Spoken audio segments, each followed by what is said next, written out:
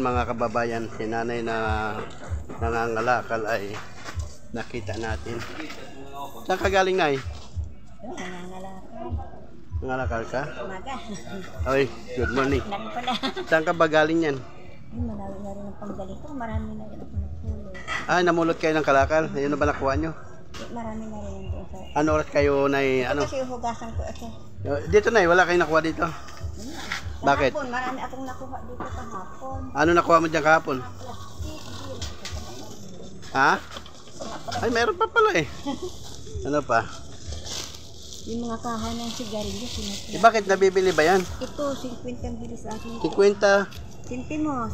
Okay, marami na ako yung sa 2 linggo. Yung alin lang dyan? Yung ganito lang? Ito lang po may number. Ah, patingin niya. Daw nila sa ano. Ha? Eh, ginalaro nila. Sa cellphone. Ah, 50. Oh, may electric fan pa. Charge yata yung ganito. Oh, yan. Ah, yun lang kinukuha mo na eh. Sa ano? Mga plastic na ito. So, yung mga kababayan si nanay, nangangalakal. Bago pa. Ha? Maandar pa? Hindi, kasi dapat i-charge. Bakit mo naman gustong magkaroon ng ganito, Nay? Parang minsan kasi, Ha? may hingal din ako pag ano. Ah, gusto mo nang may hangin. Kamusta na mga apo mo, Nay? Ayun, mga kababayan, sobrang init. Ayun, nasa bahay. Marami na kayong napulot, Nay. Marami na kayong pinuntahan. Marami na rin. Maaga ako umalis. Ano oras kayo umalis sa bahay nyo? Siguro mga 7 o'clock. Pinaalmorsal ko muna yung asawa ko. So, ito na nakuha nyo po. Ito. Hindi, pauwi na to eh. Ah, pauwi na kayo. Hugasan ko ito. Tapos magkano nyo maibenta yan? 3 piso kasi may order sa akin ng 50. Ah, 3 peso isa. Eh, saan nyo nakukuha yan? Ganyan din. Ah, sa mga ganito mga kinakalkal nyo mga basura? Minsan naman, inanayo, mayroon ako dito inipon. Ganon. Ah, ganon. O sige, Nay. Ito mga kababayan, si nanay ay... Kayo na yung may 8 anak na dito tayo, sumilong tayo, Nay. Pakainit. So, yun mga kababayan, si nanay, marami na palang naipon. Ano nga ulit pangalan nyo, Nay? Dorisita? Ha? Dorisita. Ah, si Florecita. Kayo po yung may 8 apo, ano? 8 apo na... Hanggang ba, nasa inyo pang apo nyo? Wala naman silang sariling tahanang bahay kasi. Bakit po? Kasi nag-uupo-upa sila eh, parang... Asa ang mga magulang ng apo mo na ano mo? Sa amin din. Nakatira din. Ano trabaho ng mga magulang? Yung 3, parang sa ano ba yung sabon, papunta ng sabon sa delivery. Delivery, parang ano. Eh, yung mga asawa nila, bakit eh, ano? Ay, yung babae naman. Yung babae ko naman, sa... Hindi, yung asawa ng mga anak mo, nasaan sila? Yung mga magulang ng babae, yung sa mga apo mo. Ay, yung 3, nasa, ano, may kanya-kanya ng asawa. Ah, nag-asawa na ng iba? Ay, Ah, yung mga bata na napunta sa akin. sa'yo na tumira. Hinatid talaga sa akin ng nanay. Yung malalaki na mga binata. Oo nga. Na, ano ba ang mga grade na ngayon? Yung isa grade 12, yung isa grade 9. Yung, ay, grade 10 na rin. Nay, minsan nadaanan ko kayo. Saan kayo galing nun? May bit-bit kayong bigas na sabi mo na yung sinakay ko kayo, naalala mo yung kasama mo apo mo. Ay, sa Santa Isabel po, tuwing Lunes. Kailangan maaga ka. Ano oras? Dapat alas 6 nandoon ka na para makakuha ka ng Ano yung Santa Isabel? Yung ano ba yun? Simbahan? Tindahan. O sa isang tindahan ni Maria nandun. Basta tuwing Lunes lang, 100. May 2 noodles, may 2 sardinas, may 2 kape. Iyon. Yung bigas? 2 kilo din. Ah, 100 lang lahat. 100 lang. Aba, nakamura kayo. Ingag, ang dilata, di ba 23 na yun? Oo. O, tapos noodles pa, o, tapos kape pa, 15 na rin ang kape na Di 2 gelato, di 46 na yon. Eh, yung 2 kilong bigas pa. 51. Oo, Yun tapos... ang parang yun ang bayan. Eh, bakit nyo nilalakad na eh? Bakit ang lalayo nilalakad nyo? Nadaanan ko kayo naglalakad. Hindi ng pamasahe. Ah, 25 pesos din, isang sa tao. container ng tubig yun. Ah, nagtitipid kaya tiniis nyo maglakad. Napakalayo po yun ay. Di ba? Pero kasama mo pa apom nun, yung babae. Ano bang grade nun? Ngayon, mag-grade 8 na ngayon. Grade 8 na siya. Sino nagparal sa kanya na eh? Sa akin din yung papa niya. Ah, ikaw bumibili ng gamit. Hindi, sa papa niya rin. Ah, bata na niya. Mainam naman, ganun ano. Kahit paano. Maayos siya ngayon yung babae, yung lalaki talagang di maayos. Score naman niya, 89. So ngayon, pauwi na kayo yun, Nay.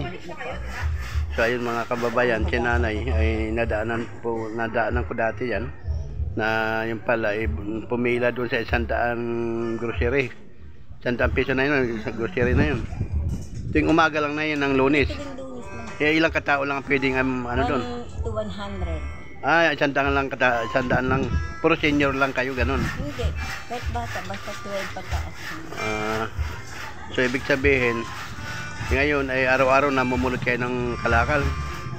Kailan nyo na maibenta nyo na eh? Mamaya, siguro.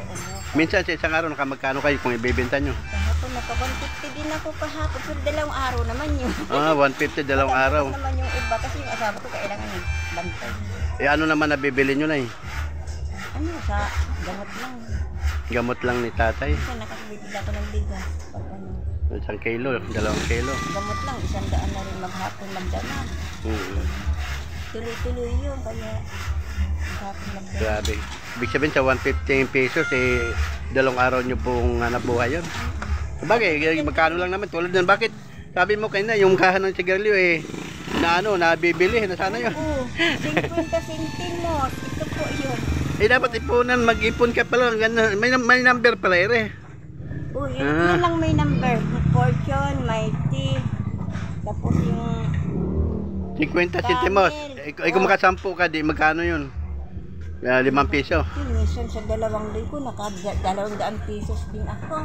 Ah. Binibili ko rin agad ng maraming gamot. Gamot talaga importante sa'yo na kay tatay. Kasi hindi pwedeng mabawalan. Ano ba mga gamot ni tatay na? Yung salbutamol na pampausok, makikita mong gumagapang talaga siya.